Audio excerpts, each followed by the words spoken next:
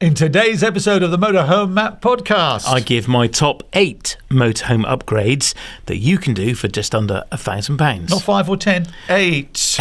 In the news, there's still time to enter to win tickets to the Manchester show. And we answer your questions on CRiS Caravan registration, telling your insurer your vehicle's security features, and solar panels for motorhome storage.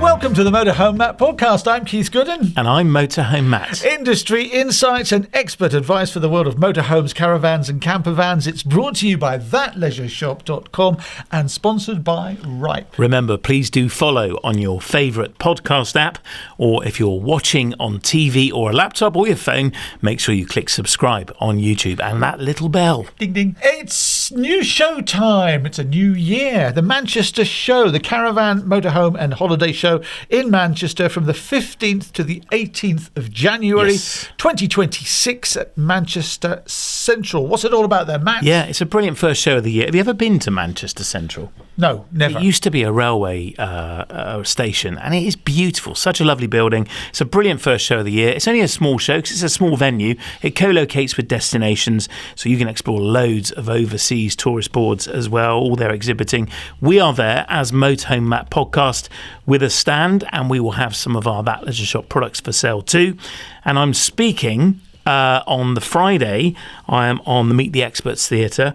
I'm talking changes to European travel in 2026, what you need to know. So stuff that's changed already and is going to change in 2026. So if you're thinking of a European trip, make sure you come along to that. On the Saturday, I'm talking about best practice for springing your motorhome back into action. So all the checks you should do before you get in it and turn the key and head off on your first adventure of the year. That's Saturday. And then Sunday, I'm on the food and travel stage with the lovely chef Andrew Dickens, talking about European travel changes again in 2026. There's still time to win some tickets, though, courtesy of the Motorhome Matt Podcast. Just head to mhmp.info/Manchester Show. That's one word, Manchester Show. mhmp.info/Manchester Show. Yeah, or you can buy your tickets and save on them by heading to mhmp.info/CMH show. That's mhmp.info/CMH show. See you there. Yep, our product of the week you can spend and save. The big sale at thatleisureshop.com is ongoing, extended into January. Now, we want you to be able to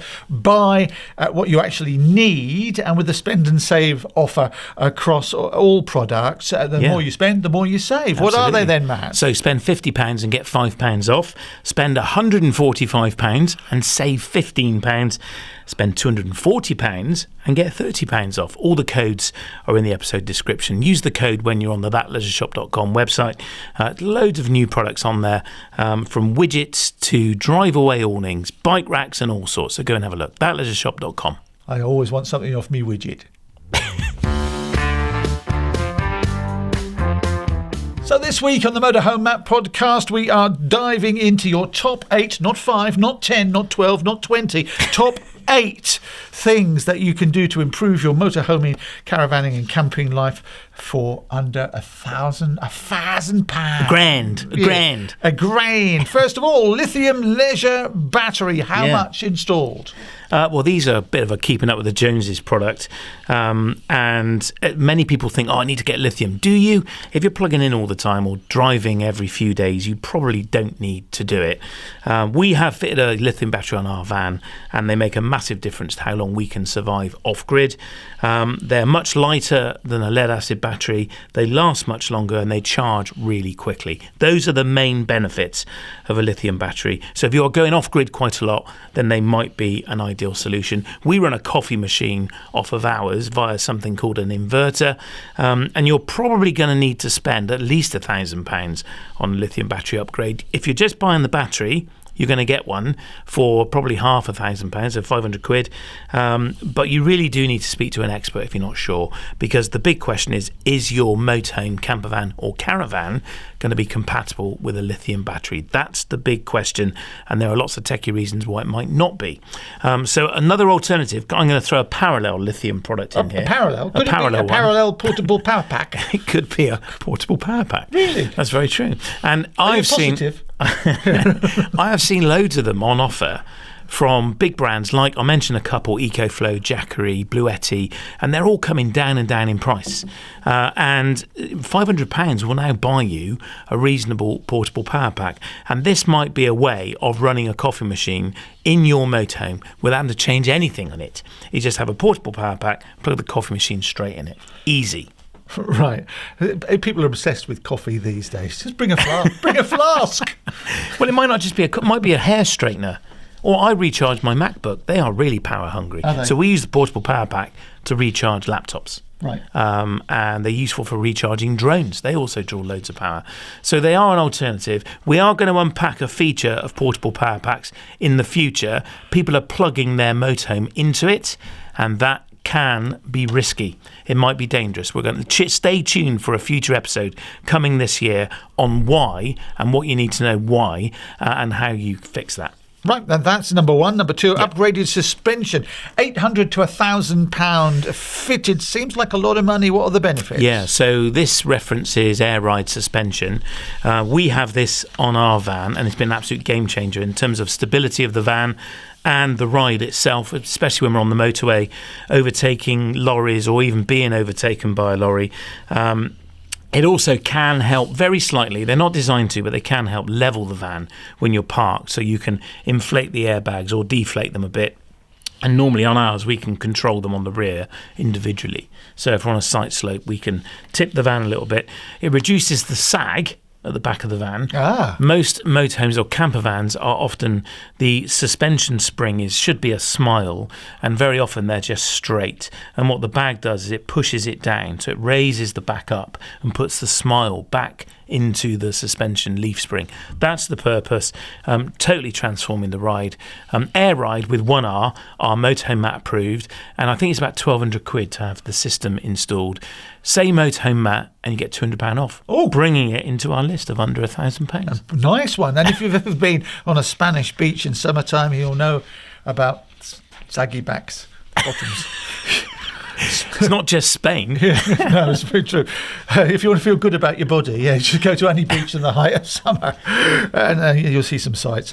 Solar panel kit then at number 3 in our charts, £300 to £700 fitted. I thought we'd already talked about solar at number 1. We talked about lithium power within the van, but how do you recharge the battery? So if you're off grid for a time, solar's great because it's free energy.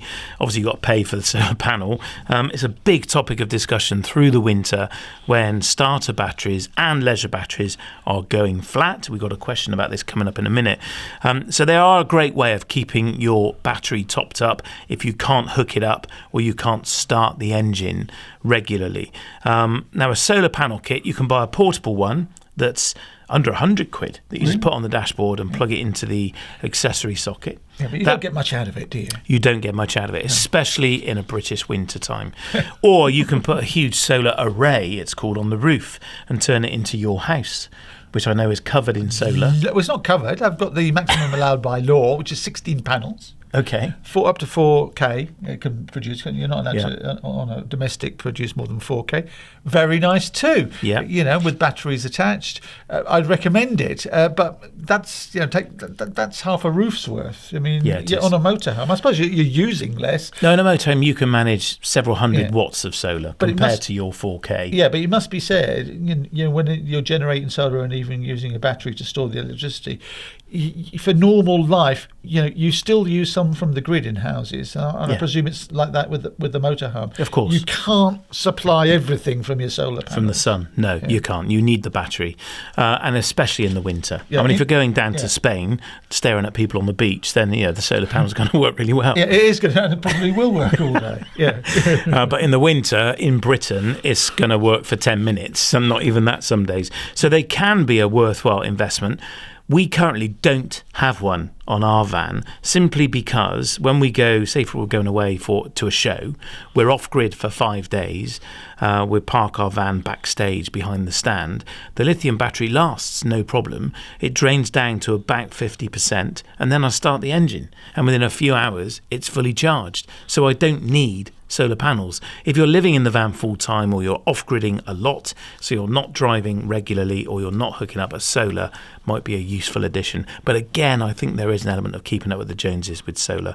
But typically, up to 700 quid for a solar panel installed with a good what's called an MPPT controller, which changes the voltage down from the 40 odd volts that a solar panel generates down to 13 or 14 volts that the battery needs. It's really important that you get a good MPPT controller. Again, talk to an expert. Bluefix are my go-to guys.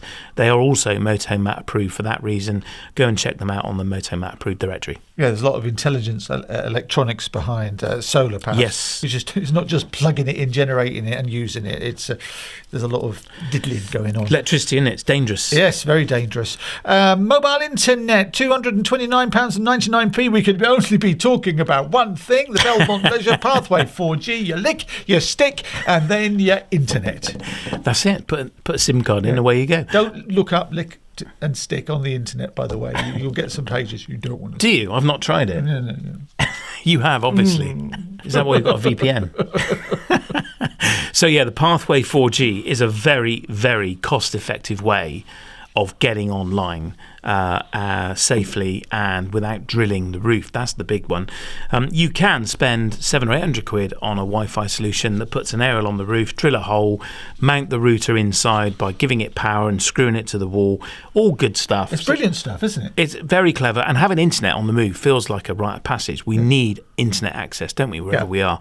The Pathway solves all those logistical issues of drilling holes and getting an electrician to wire it in. You literally plug it into the mains or to the accessory socket, and as you say, lick and stick it to the window or the wall, put a SIM card in, and away you go. And you can take it away and use it somewhere else. That's the best thing. I remember at the NEC people saying to me, but I use my phone. Yeah, you do, but the aerial on your phone is just a little metal strip around the outside. Yes. With the Pathway, you've got the rabbit ears, haven't you? Two big aerials. Two big aerials that pull a 4G signal from much further away than your phone can. And the transmission is also much stronger than your phone. And you can tether your phone. I mean, that's sort of free other than the data, but you'll flatten the battery really quickly. And if the person with the phone in their pocket wanders off to the toilet block, everyone else loses their internet. There goes your Wi-Fi. And of course, the great thing about the Pathway 4G is it doesn't have to stay in the motorhome. You can use it take anywhere, it hotel rooms. It's important to say, though, as well as the Pathway, you do have to buy a SIM card. Yeah. I recommend EE because they just seems to work everywhere. Apart Which one from do you recommend? The EE one. EE. You just want me to say EE. Apart from one corner of Skye, I've found it works all over Scotland. The Isle of Skye. Yeah, the Isle of Skye. Yeah. There was one corner where nothing worked. There was no phone network at all. And even then, we just about got a signal, but there was about an hour where we couldn't get a signal at all. And so you have to invest in a SIM card. You could spend 10 quid a month. You could spend, I recommend, 50 quid, and it lasts for 120 gig or 12 months, whichever comes first. That's the EE SIM I buy. And you can use any type of SIM, any flavour. It doesn't have to be a data SIM. You can shove any type of SIM card in the Pathway and it'll work. And if you're ever stuck, just ring the team here and they'll help you out. Number 5 in our list, an upgraded mattress or topper. Well, just for your bed. This is not technology. This is Do you know what? A fictive. Last year, we replaced our mattress and we went up to see an amazing company, an amazing team called Jonic, Jonic. And they measured our mattress, which was in 3 pieces, and it's triangulated ends and chamfered. It's a really complicated shape. It's an Adria twin. And they designed a replacement mattress, which is twice as thick as the one that comes from Adria. There was nothing particularly wrong with our Adria one when it was new, but now it's worn out. Right. It's, my hips hurt when I sleep in it. And in my current recovery state still, I wanted to keep using the van and make sure I am getting a very comfortable and good night's sleep. So we bought a Jonic mattress. Now, we went all out. I mean, properly all out. Pocket springs. I'm hoping they're going to come into the studio and unpack with me why a motorhome mattress costs what it does. Ours was over £1,000. Right. Well, mattresses, even for the home, cost a fortune, don't they? They do, yeah. But there's a lot of tech and design that goes into this mattress. You can get them for less than £1,000 from Jonic and from others as well. But the team at Jonic was so helpful, and it was super quick. They designed it and made it in a few days, and it arrived here. And it is just unbelievable. It is the best mattress I've ever slept on. Is it like sleeping on air? I've never slept on there, so I couldn't tell you. It is so comfy to the point when I can afford it, I want to put a Jonic mattress on the bed at home. We have that Swedish company, one of their mattresses on our bed, and it's great.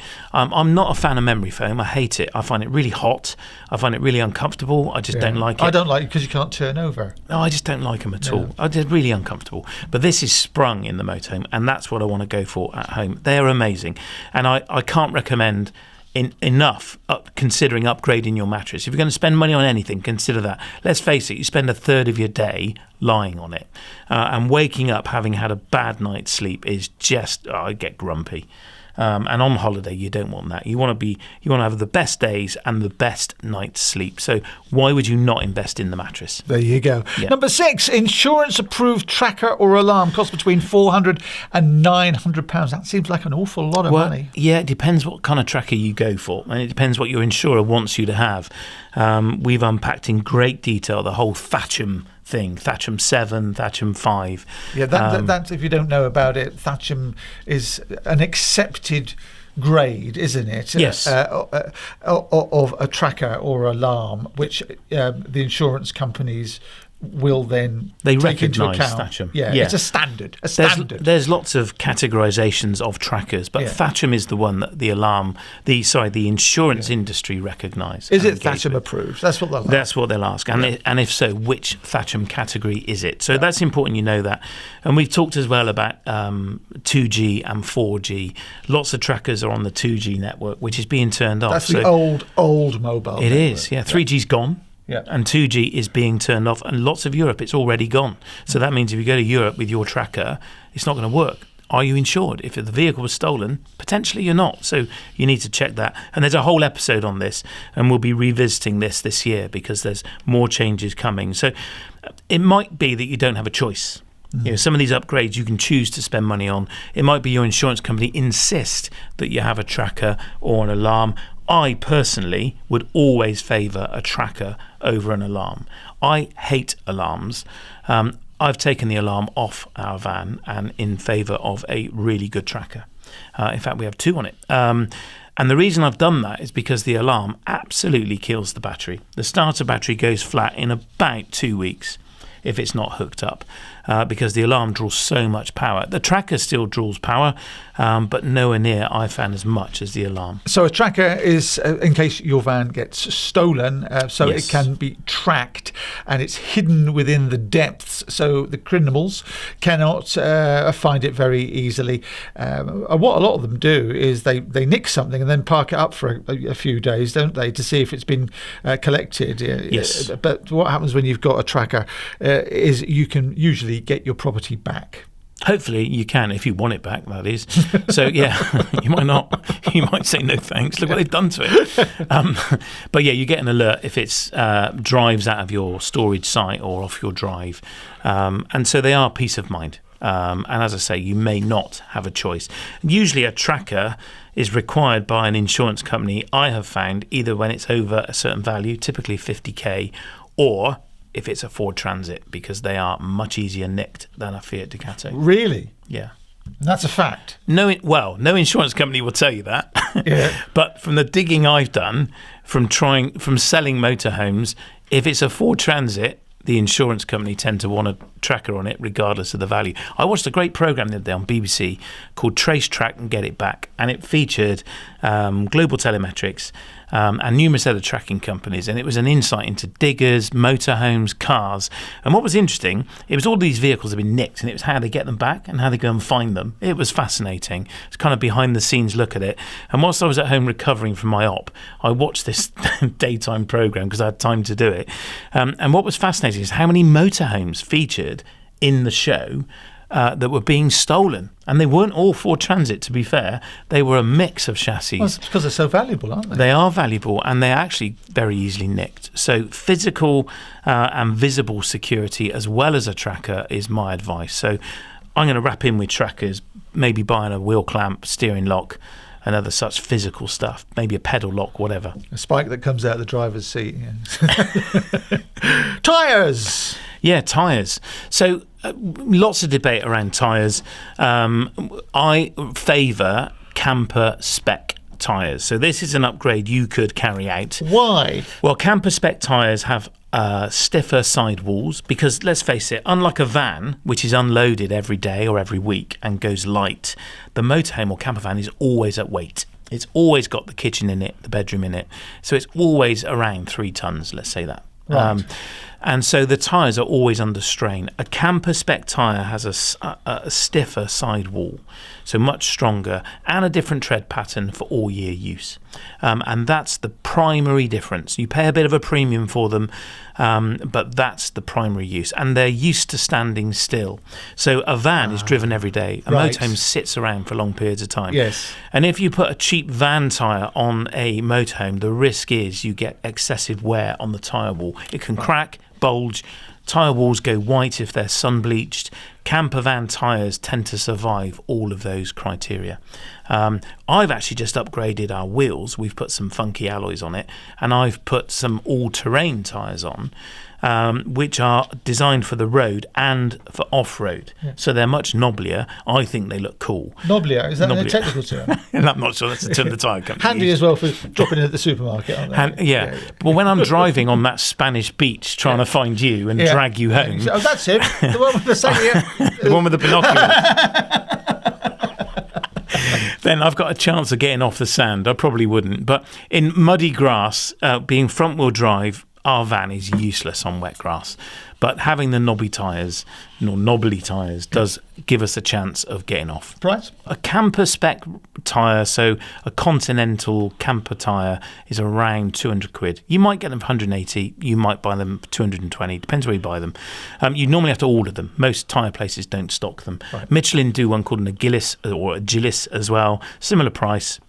That's each. And fitted, whereas the tyres I've got were probably a bit less than that, actually. Can you mix and match like you do sometimes on cars? So long as you go each side the same, front to back you could. But why? I mean, just... Well, because you haven't got 800 quid. Well, fair enough. But as long as left to right are the same, they must be the same size and spec left to right. That's really important. You can fail on MOT otherwise. Right. And warranties, finally, in our top number 8. 8 things you can buy for £1,000 or less. £1,000 for a warranty? No, way less than that. No, $399 for the starter warranty from Warranty Solutions Group. Warranties are a bit boring, really, and I've always bought them as someone that sells motorhomes. And I unpacked this in great detail. In fact, our Christmas episode was with Dennis at Warranty Solutions on how a claim process works. But I've been really impressed by Warranty Solutions Group. I think it's a no-brainer upgrade. It potentially could save you thousands of pounds on repairs if things fail, because it's likely to be covered by this new product from Warranty Solutions Group. Head to mhmp.info/WSG and you can read more about it there and get a discount on the warranty from Warranty Solutions. They're amazing. The product is really, really good. I've got one on my van. I've not had to use it yet, but I've now seen how a claim is dealt with, and it really is not a case of computer says no. Yeah, just a couple of weeks ago we did a podcast, and if you watch the video, you actually see the screen they use, and you might, you think, oh, why do I need to? Because you're informed, and that's the important thing about this podcast. You're informed. You know what you're buying. So, what are your top upgrades? That's Matt's top 8 for £1,000 or less. We'd love to know. You can put them in the comments if you're watching it on YouTube. But if you want to email Matt, you can as well. How do people email you? We'd love it if you did. Just get in touch with us at motorhome.co.uk. Or if you've got a question, then head to mhmp.info/askmatt. You can fill in the form or record it. Remember to tell us where you are, hit the orange button, record it, and we'll play it into the podcast. We will. We're going to do that bit at the end. We normally do that, but once he gets going, I've got to let him go. So I've heard some people saying, I've got nothing to hide online, so why would I bother with a VPN? What do you tell them, Matt? Well, I say it's like locking your motorhome door. You don't do it because you've got gold bars inside. You do it so no one pokes around and takes things that matter to you. NordVPN does the same for your online life. It keeps your banking safe, blocks dodgy websites, and stops your internet provider tracking what you're doing. It's quick, easy, and runs in the background. You don't even notice it's there until you need it. That's a good way of putting it, I suppose. Click the link in the episode description and you can give NordVPN a try, risk-free, with their 30-day money-back guarantee.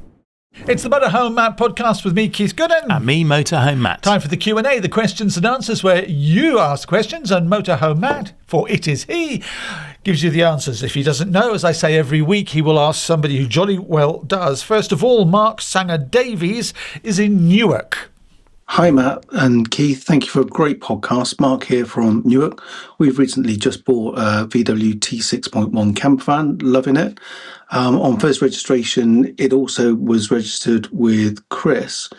My question is, what does that add to just normal registration through DVLA? And what, if any, is the benefit of the VIN Chip Plus kit? Thank you. Bye. Cheers, Mark. Much appreciated. First of all, Chris, some bloke he knows down the road. It's a chap at the pub. It actually stands for the Central Registration and Identification Scheme. It often gets referred to as the Caravan Registration and Identification Scheme. Central is the first word. You can register caravans and motorhomes on it, and you normally have an indelible ink on the windows, which gives you get registered and you get a unique number, and you put that number on all the glass or on all the plastic, and it's an opt-in database where you don't have to register your caravan. Caravans don't have a V5, you see. So this is the blue and red doc, the registration document. And caravans don't have one of those. So you can choose to register it on CRiS, and they will track whether there's finance on it, whether it's been written off, whether it's been stolen, and when it's changed owner. Whether it's two caravans stuck together. It could be a cut and shut, yeah. So in our storage business, we will check caravans on the CRiS register. We have access to it as a CASOA gold storage facility, and I can check if that caravan is stolen, because it could be someone doing what you referred to earlier with a tracker, of hiding it somewhere, and for the sake of, I don't know, 100 quid or 200 quid to store it for a week or 4, they can hide it away in a storage site and just see what happens if the police come or respond to it, or a tracking company comes and tries to find it. And if they don't, it hasn't got a tracker on it. That is the trick with the thieves perform with trackers. But the CRiS registration, what benefit does it have for you, Mark? I'll be honest, with DVLA, none. The V5 is the kind of the recognised documentation for a motorised vehicle. Being CRiS registered as well is another way that finance can be recorded. You can do an HPI check on a vehicle to look at finance, because finance gets registered with HPI, but it can also get registered with CRiS. They'll also track whether it's ever been nicked. And there's no harm in having CRiS registration, but I'll be honest, normally I use it for a caravan, not for a motorised campervan or motorhome. And then you also ask about VIN Chip. This is a brilliant facility which is run by the National Caravan Council, and I'll be honest, they do a pretty poor job of promoting it. And this is a chip that goes into any vehicle, frankly. I mean, it's vehicle identification number. VIN. It is, but it can be scanned from a distance. So on the motorway, the police can scan the vehicle for its chip and get loads of information on it. And if it's reported stolen, they can track that vehicle on the motorway in pursuit or pre a pursuit, and see that it's been stolen and pull it over before they get into a pursuit situation. So it's another way of securing a vehicle, and a lesser known one. We see them at the NEC show with a big stand, normally with a police motorbike, or they had a quad bike at the last show. So it's definitely worth going and talking to them, or going and checking out VIN Chip if you are really concerned about securing your vehicle. Thanks, Mark. Thanks for the question. Much appreciated. Now, our sponsor, Ripe, is providing the answer to this next question from Glenn Martin in Birmingham. Hi, Matt. I recently listened to the episode with Ripe and decided to get a quote as my renewal was pending. They told me they were unable to quote due to not being able to confirm if or what security my 2024 Bailey Adamo was fitted with, and if it was Thatcham approved. No matter how hard I try, I'm unable to get a definitive answer from a dealer or from the manufacturer Ford. I got the renewal with my current insurer, an opportunity missed for Ripe, if they're interested. Needless to say, I was disappointed. Keep up the good work and get well soon. So, Matt. Well, we sent this question to Ripe, who responded with, "Hi Glenn, thanks for taking the time to listen to our episode. Happy to help straighten out any confusion. During our quote process, when you put your registration in and selected factory fitted, it will recognise if it is FATCHM approved based on your vehicle details. However, depending on the make, model, age and value of your van, if you selected factory fitted and were declined, there will be a valid reason if you were declined that may be out of our control. Ford vehicles do have some slightly different criteria as set by the insurance underwriter, and this is simply because they have been proven to be more attractive for theft, as they can unfortunately be easier to steal. In order to provide cover, we would need 100% clarity on the security from you or your dealer." Ripe went on to say, "I'm really sorry we were unable to help you in this instance, and I hope you'll give us another chance in the future. Thanks, Mel and the Ripe team." So there you go. I hope that clarifies things.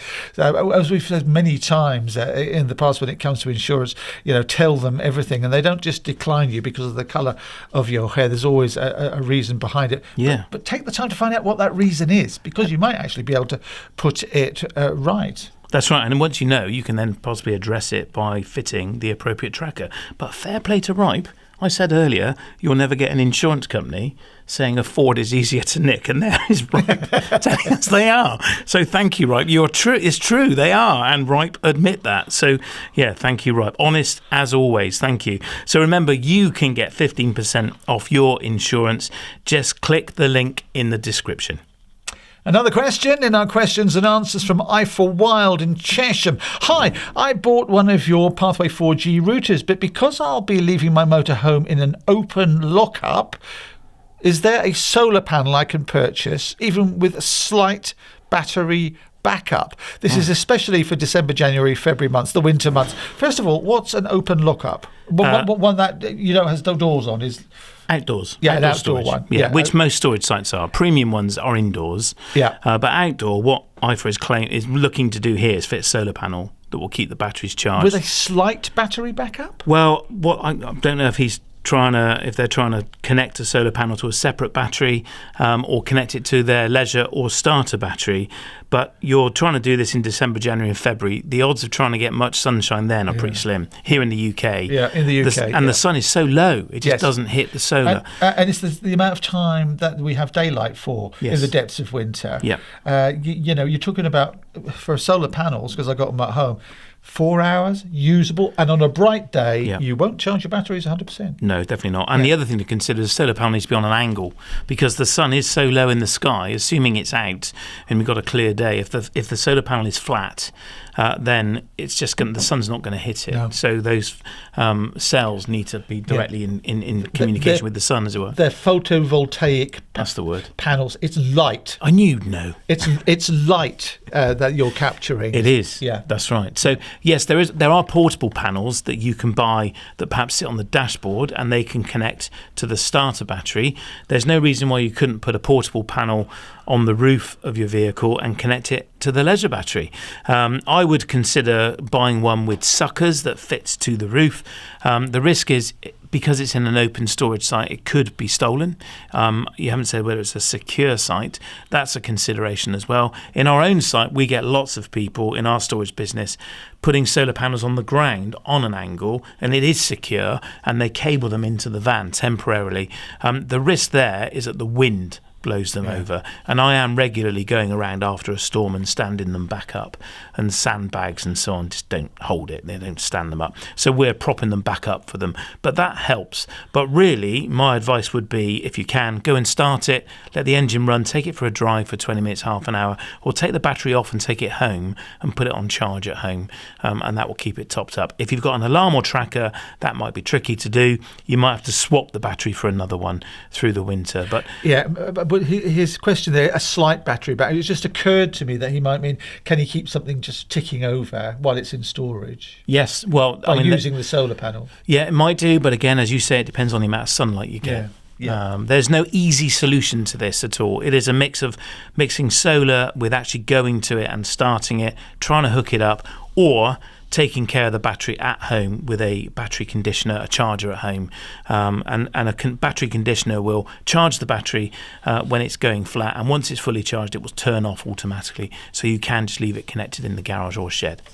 Right, don't be a sucker, me old mucker. If somebody has got a question, what should they do? We'd love it if you'd ask it. Head to mhmp.info/Ask Matt, fill in the form, or click the orange button and record it. But please tell us where in the world you are. We love to know, and we will play it into the podcast for you. And if you're looking for trusted brands and services, then make sure you visit the Motorhome Matt approved directory. It's at mhmp.info/approved. And if you're listening, please follow on your favourite podcast app, or if you're watching, make sure you click subscribe and that little bell on YouTube.